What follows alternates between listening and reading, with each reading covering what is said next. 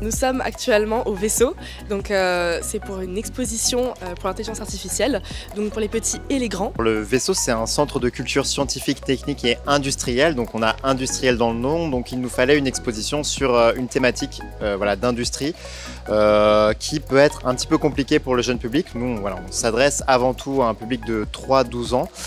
Donc on s'est dit comment on va réussir à parler de cette thématique tout en étant dans une actualité et dans quelque chose qui fait écho dans la société aujourd'hui. Donc on s'est dit dans les usines, il y a des robots. Voilà, bon, des robots c'est sympa mais on connaît un petit peu. Mais finalement qu'est-ce qui forme l'industrie du futur? L'industrie telle qu'elle évolue actuellement, c'est toutes ces questions autour de l'intelligence artificielle, de l'usine 5.0, l'usine augmentée. Donc essayer d'un peu pousser la porte de l'intelligence artificielle via cette porte d'entrée qui est celle de l'industrie aujourd'hui. Donc ce matin nous avons eu l'intervention d'un dirigeant d'une agence digitale qui développe des solutions grâce à l'intelligence artificielle, et donc ça s'est retranscrit cet après-midi au Vaisseau pour une exposition sur l'intelligence artificielle à travers différentes activités donc, qui sont plus manuelles ou bien juste qu'on pouvait lire ou toucher. On a essayé d'avoir dans cette exposition La Fabrique une espèce de jeu de regard en va-et-vient entre voilà, comment moi je me définis comme un être intelligent et comment la machine se définit en tant que machine intelligente, et comment on arrive à dialoguer,